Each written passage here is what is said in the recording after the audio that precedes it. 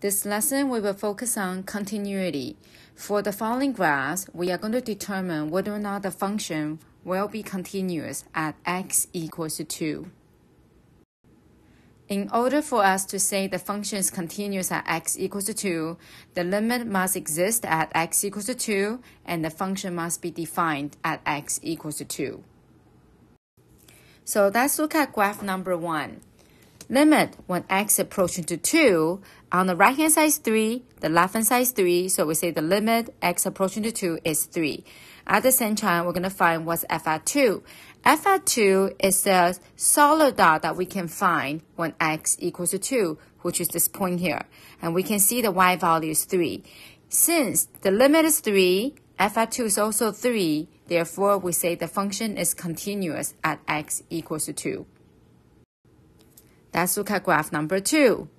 When x approaching to 2, what will be the limit? From the right-hand side is 3, from the left-hand side is 3, so the limit when x approaching to 2 is 3.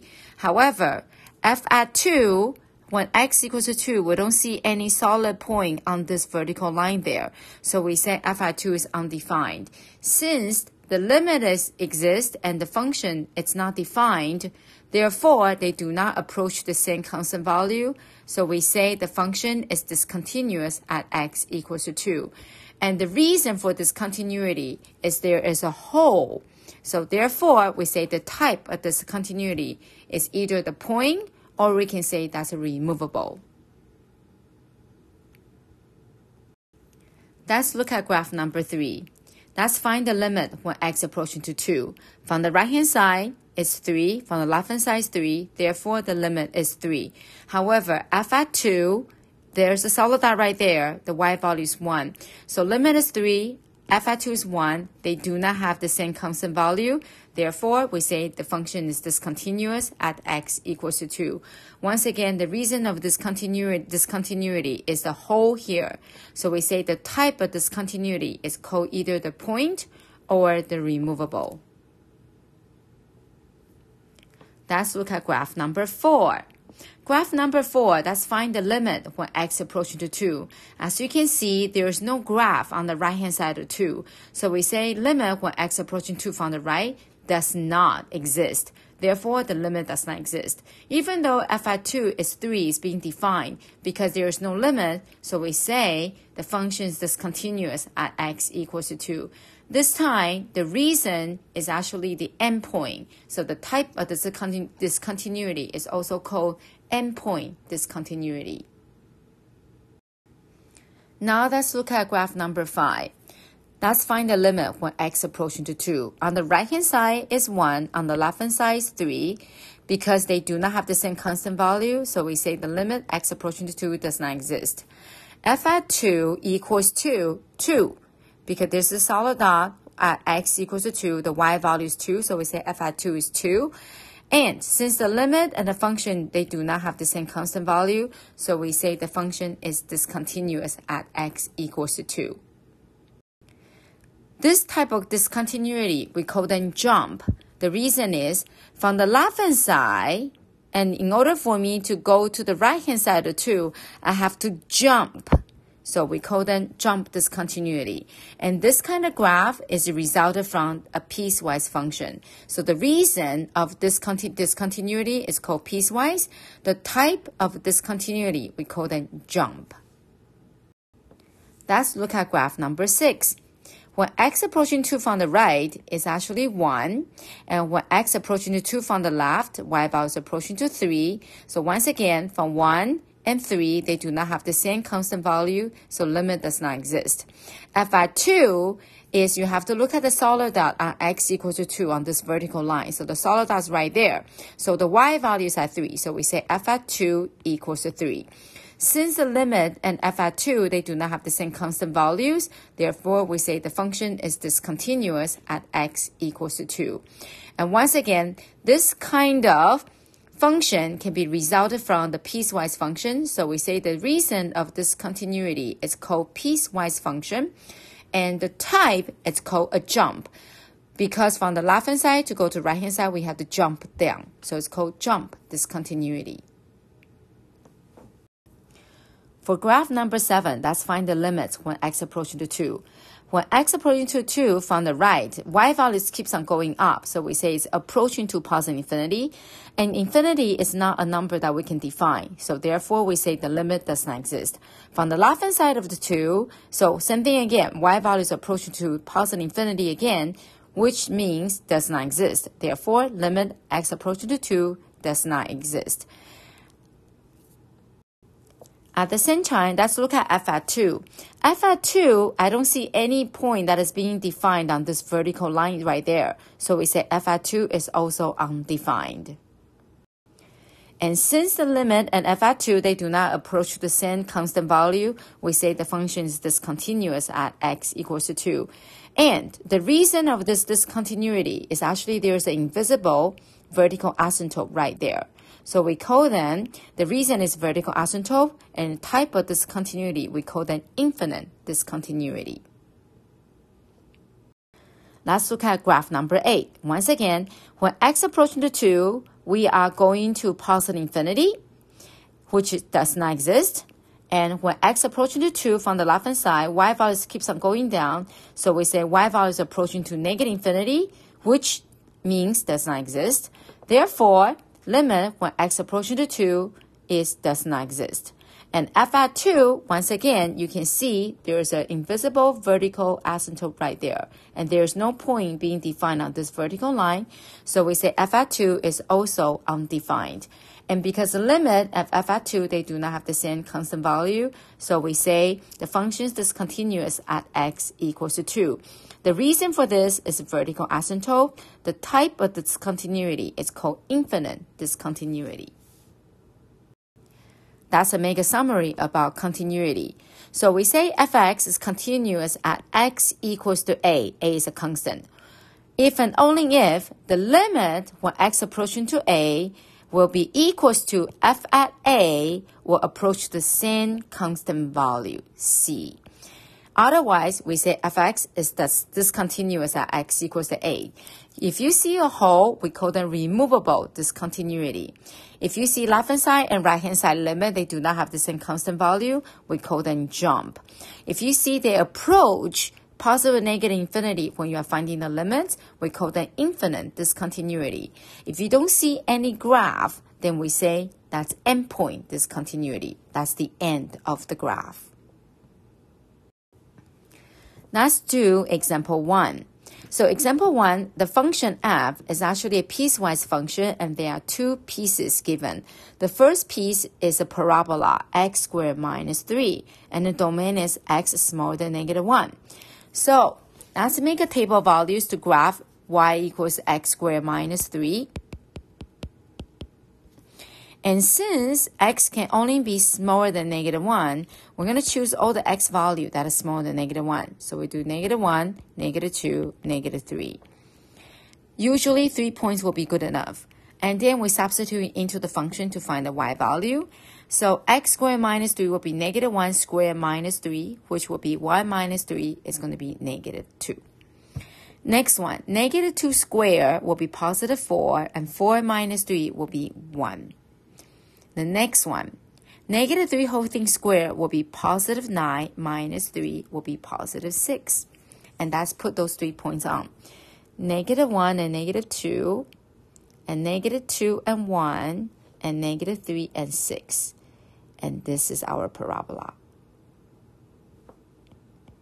And at negative 1 is a solid dot because there is an equal sign on negative 1.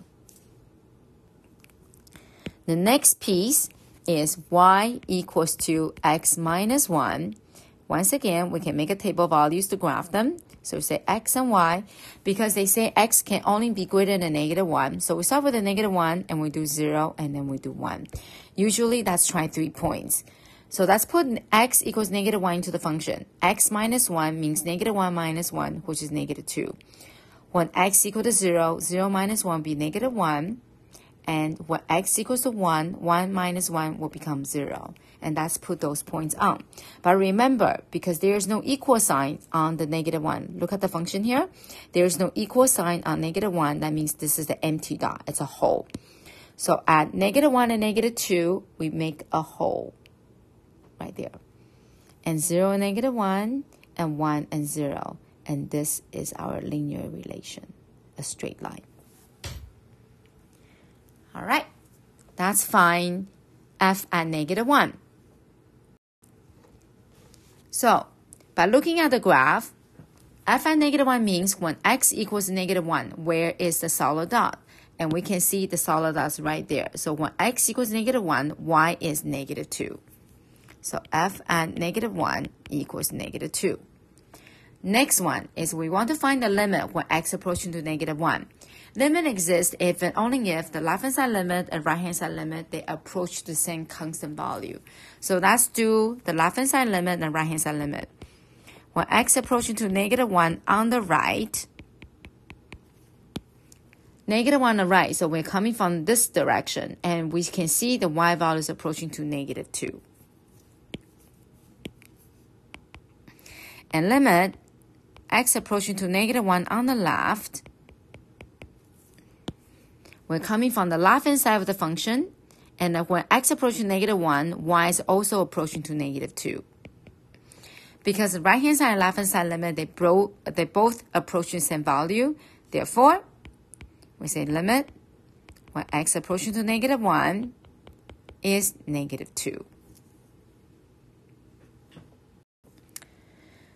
Let's look at example 2. We need to test the continuity of each of the following function at x equals to 2. We're only testing the discontinuity at x equals to 2. If the function is not continuous, then we have to give them the reason, and we have to define what type of discontinuity do they have. So look at part A. Part A is a cubic function, and the leading coefficient positive. That means it's going up to the right. So it looks like this. So there's no discontinuity. So we say fx is continuous at x equals to 2. For part B, gx, first thing is we have to try to factor the numerator, which is x minus 2 times by x plus 1 divided by x minus 2. And we can simplify the function by divided by x minus 2, but we also need to write down a restriction. That means x cannot be 2. Therefore, I can write gx equals to x plus 1. However, x cannot be 2. If you look at the graph, the y-intercept is 1, and the slope is 1. So go to right by 1, go up by 1. And go to right by 1, go up by 1 again. But this time, when x value becomes 2, that's a hole, because x can never be 2. So this will be your linear relation. As you can see from this graph, it is discontinuous at x equals to 2. The reason is there is a hole, and the type of the discontinuity, we call them point. Or we can say removable discontinuity. The next one, part C, is actually a piecewise function. So I'm going to write it here. Part C, I can write hx equals 2 pieces. First piece, x squared minus x minus 2 divided by x minus 2. Restriction, x cannot be 2. Next one, that means when x equals to 2, y is 3. That's a piecewise function. So let's simplify this. I can write as x minus 2, x plus 1 divided by x minus 2, comma, x cannot be 2. And this is 3, x equals to 2. We can simplify this. So I get to have x plus 1, x cannot be 2. 3, x equals to 2. Now, let's make a graph again. So the first piece, I'm going to graph in green, x plus 1. 1, 2, 3, 1, 2, 3.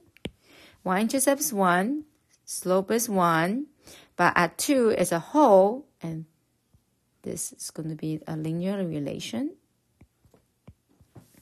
That's the first piece, x cannot be 2. But at the same time, the second piece, it's a pink one. When x equals to 2, y is 3. So this hole is being filled by the solid dot. Therefore, hx is discontinuous at x equals to 2. Okay, now let's look at part D. Part D, you have 1 over x minus 2 whole thing square. As you can see here, there's a restriction. X cannot be 2. And this restriction is actually a vertical asymptote.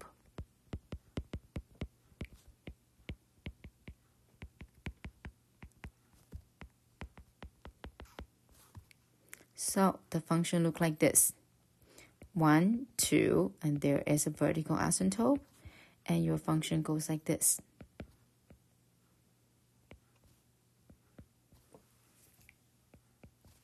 Therefore, we say the function mx is discontinuous at x equals to 2. The reason is there is a vertical asymptote.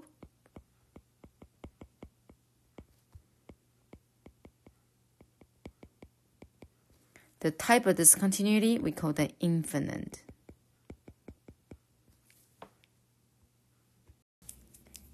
Okay, let's look at part E.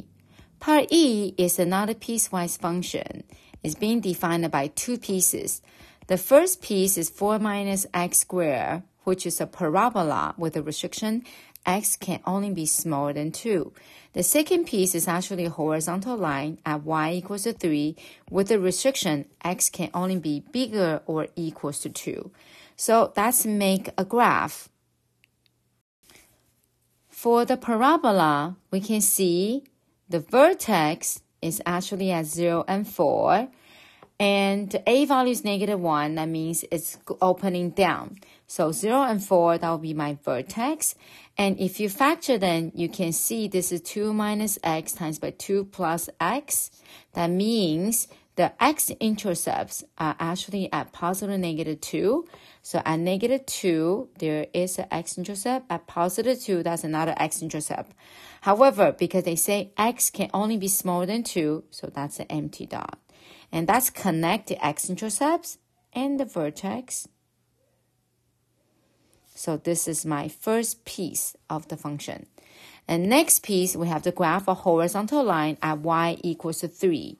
However, it says this horizontal line can only be greater or equal to 2. So starting from 2 and going this direction, that's y equals to 3. That's the second piece. So as you can see here, at x equals to 2, they do not connect to each other. So we say the function is discontinuous. The reason is, now let's go from the left-hand side. And when I reach this point, I have to jump up to get to the green part.